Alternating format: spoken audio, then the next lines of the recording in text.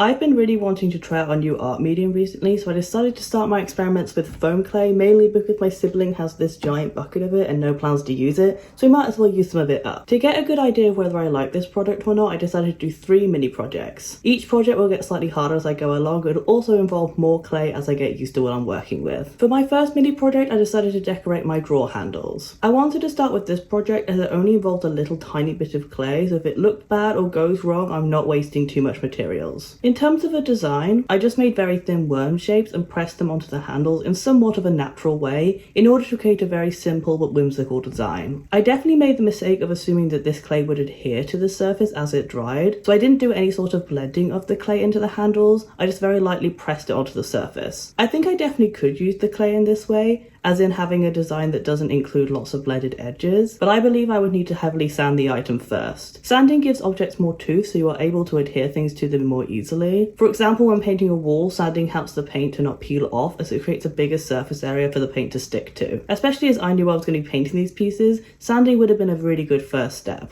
To keep the handles upright while doing this project, I stabbed them through a piece of polystyrene that I had laying around the house, which I also put tinfoil over because I read on the packaging that it might adhere to polystyrene, so I am glad that I at least read the packaging before starting. Once the piece had dried for a few hours, I then went on to painting it. Paint-wise, I used the same paint I did for my Umbreon cosplay, as I was doing these projects simultaneously, and it's also just a really nice colour, so it felt like a good choice. The fact that this paint was actually fabric paint didn't seem to affect its ability to paint over the clay or the wooden handles, which I think is very cool. I assumed it might have some separation issues, but it worked the same as it would if it was just acrylic paint, so it's nice to know that if I ever have fabric paint left over, I can use it for other projects as well. When painting these, the first thing I did was knock off one of the pieces of clay, which was very disappointing. But because this clay is so light, which is the whole appeal of foam clay as a medium, I could stick it back onto place with just the paint. I didn't have to use any glue whatsoever, which I don't think would have been possible if I used a harder or heavier clay, as it would have been a lot more likely to break as it got knocked off, and then it would have slipped off before the paint could fully dry into place. So that is definitely a huge plus towards using this medium for projects in the future. Final thing I learned during this painting process was that this clay only needs 2 coats of paint, which is great news for me as I am not a very patient person,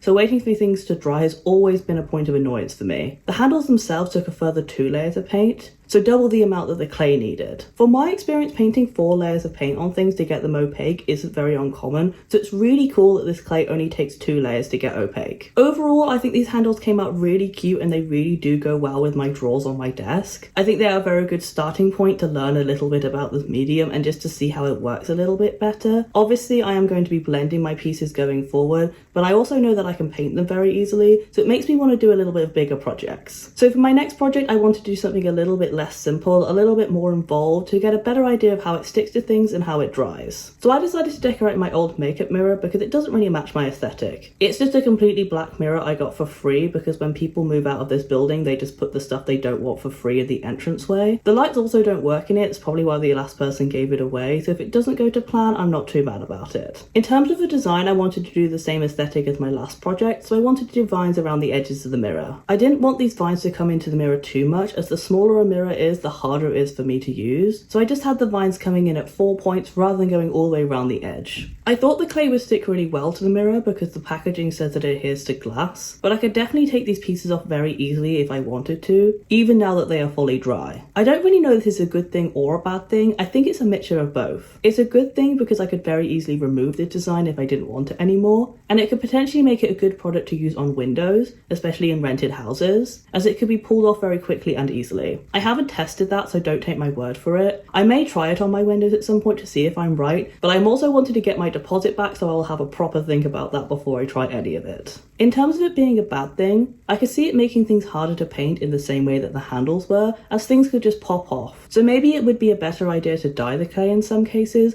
rather than painting it. It also meant that it definitely slipped down and lifted off a bit while it was drying. The vine at the top right corner has a shallower piece coming down that just fully lifted away from the glass, glass, so it doesn't hang down at all anymore. And the bottom piece around the button where the light used to turn on slipped down over the button, so if this actually worked, I wouldn't be able to press the button anymore, or it would be permanently pressed by the clay. Therefore, I don't think this is a very good project to do on new pieces. I feel like it's more of an upcycling product. To make the design a little bit more interesting, I then decided to make some trinkets to add on later. For these, I just slowly shaped them with my hand until I had the shapes that I wanted. And I do think this is definitely more of what the project is designed for than what I was using it for previously. It's a very easy project to sculpt with because you don't have to warm it up or knead it at all to get into a working condition. You just take it out of the bucket and immediately get to use it. This makes it a really good clay for anyone who has issues with their hands or their wrists, because you don't have to work your hands anywhere near as much as you do for other clays. I don't get bad pain issues, but I do have one less tendon in my left hand, which causes my hand to get very tired very quickly, especially when compared to my right hand. So the idea of kneading clay has always stopped me from sculpting, but with this clay I could see myself making a lot more sculpted objects in the future. I have seen people putting regular clay into bags of hot water to soften it instead of kneading it, so there are ways to get other clays to this consistency without kneading it. Foam clay is a very light clay, so it's not suitable for all crafting projects. For example, my sibling made this little paintbrush pot, and this could not be made in foam clay because it just wouldn't be heavy enough to actually store these. As soon as you put it down, they would knock the whole thing over. So there definitely are limitations on how useful this clay is for everyday items. The next day, my vines were fully dry and ready to paint. Because I was trying to get rid of this paint, I still wanted to use the exact same paint that I did for the last project on this one. And I'm very glad it's a colour I genuinely like. Otherwise, it'd be rather annoying that I have so much of it to get through. If you're wondering why I have so much, it's because I'm really bad at mixing paint colors, so I just keep adding and adding until I've got far too much paint, but it's at least vaguely the color I want. But I do always mix my paint in Tupperware so that I can keep it for another project and not throw it all away. Painting these vines was rather difficult, but I didn't really mind it as I was already expecting to have a little bit of a hard time with this. It's very difficult to paint rounded objects that are stuck to something because you need to paint the underside of it without painting too much on the surface it's attached to. With glass it's slightly easier because you can scrape off the paint from it very easily and restart sections, but that makes the whole process a lot more time consuming because you have to wait for the paint to dry in order to scrape it off, and then sometimes you peel off the paint where you want it to and you need to paint it back over, so I didn't want to waste my time with any of that. Like with the last project, this clay only needed 2 thin coats of paint to be fully opaque, which is amazing for hard to paint projects. I think this would be a really useful thing to use for anything that you want to weather heavily, because you can get a base coat down so quick and easily that you can get straight onto all the little details. For my extra little trinkets, I first decided to paint them in very bright pink and yellow, but then later on I decided to make them more pastel colours, so they just went more with that dreamy aesthetic that I was going for. I think for decorations, I usually like things being a little less bright than what I would wear personally. I like that there's a little bit of contrast where I always look brighter than I am because I'm surrounded by lighter objects. I also love more natural colours for certain objects, so I think these pastels work a lot better on the flower than the brighter ones did. And in turn I also like when things match, so having all the other objects also in those pastel colours makes everything nice and harmonious. These were a little bit more difficult to paint, simply because it's harder to hold things and paint something at the same time, especially when they are quite small, and I noticed that this paint really picks off easily if you tap it ever so slightly. When the paint is wet on this clay, I really do think you could just wipe it off and you would never know that you painted it, so you do have to be careful to not be holding it too heavily while painting. Once everything was fully dry, I then stuck those extra pieces onto the mirror using hot glue. I know from experience that hot glue bonds foam really well, so I knew this would be the best method to get these pieces stuck on as strong as possible. With objects like this, I'm just very likely to knock them, so I wanted them to be as sturdy as possible. I was also a little worried that the heat from the glue gun would crack the glass when I glued the heart directly onto it at the top corner, so I did that one first while the glue was at its lowest working temperature. I don't believe the glue could actually crack the glass, but it was just a worry of mine, so I wanted to avoid that at all costs. Overall, I think this mirror came out really adorable and I really like the design of it. However, it is not very practical. Looking at it now, I'm already seeing that it is quite dusty. I was using it to do my hair the other day and it's got a little bits of bleach powder all over it. And it's also collecting my makeup in the ridges of this bottom one because I was leaning over the mirror and the powder has fallen down into it.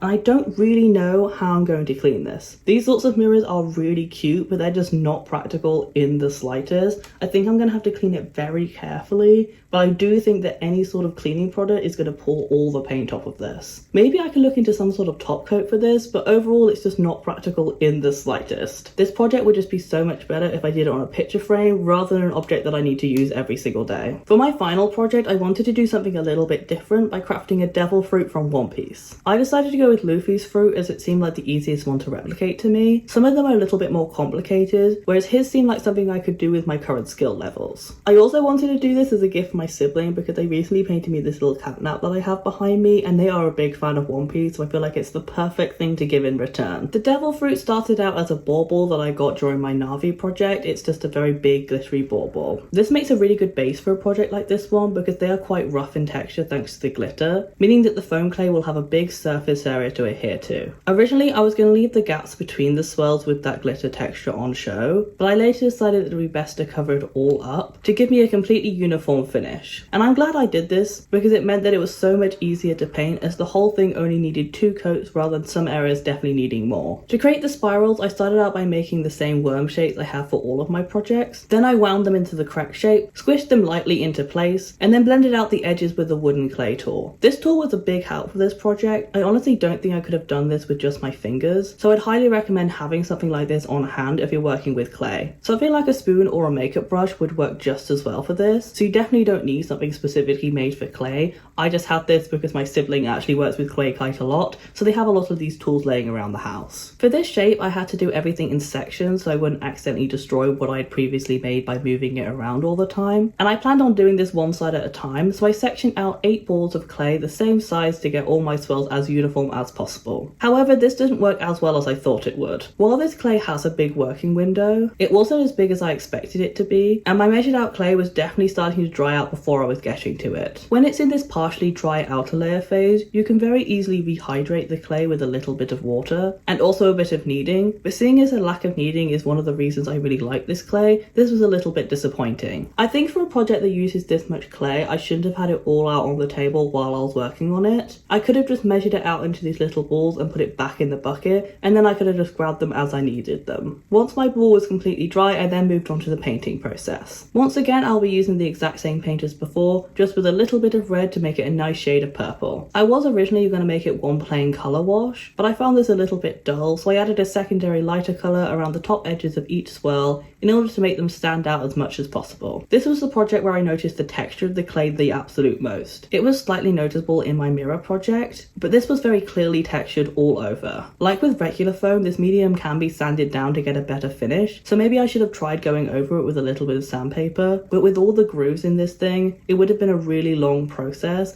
and with me doing it, it probably wouldn't have made any difference. I've only ever sanded one thing that wasn't a flat surface before, and I basically gave up halfway through because of how long it was taking. And for that project, I was using electric sander, so I can't imagine my patience lasting very long with traditional hand sanding. For this particular project, the clay texture doesn't ruin it because devil fruits are organic, and as such wouldn't be perfectly smooth in texture, but I do wish it was a little bit more uniform. The tops of the swirls look a lot better than the gaps in between them because I rolled out these shapes ahead of time and didn't smush them around all that much. So maybe I would have had a nicer finish if I had just pressed them into place and not blended out all the edges. I would have just had to paint the glitter a lot more than I would the clay. Finally, I created the little stalk to go on top of the devil fruit. I didn't even want to try creating this out of foam clay. I don't think I would have been able to create something that wasn't fully flattened on one side where I put it down to dry. So instead, I just made it out of regular foam. It still technically matches the rest of the fruit because it is the same material, just in different working forms. This was then heated to get rid of some of the texture, painted yellow, and then hot glued into place. Only when saying that did it actually occur to me that I could have tried heating the foam clay to see if it would eliminate some of that texture that I created. I will definitely have to give that a go next time just to see if I can get it a little bit smoother because I think that would look so much better if it just had that slight bit of smoothness to it. I'm really happy with how my little fruit came out. It is just so adorable, but it's also really usable. If you wanted to use this as a cosplay piece, it is really, really light because it's just a bauble, so you wouldn't have any issue taking it to a convention or carrying it around all day. Another upside of this project is that I made this out of a bauble and foam clay, so I could just use this as a bauble. I could hang it up and it would look so cute. Like, it just hangs so nicely like that. You could just put a hook through this little hole here and hang it anywhere you want, so you could have it as a decoration in your house. Overall, I'm really glad I decided to experiment with a new medium. It's not very often that I get to use new mediums because they cost so much money to try out, so shout out to my sibling for just giving me this bucket to give it a little bit of a go. I guess they did gain something out of giving me the clay because they are gaining this little bauble friend. I have already given this to them. I've just stolen it back to do this little voiceover, so hopefully they don't mind that I'm just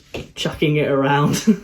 If you did enjoy this video, please give it a like down below, comment what else you'd like me to do, maybe some other mediums that you'd like me to try, and subscribe as I post a new video every single week or when I can. And I will see you next time. Bye!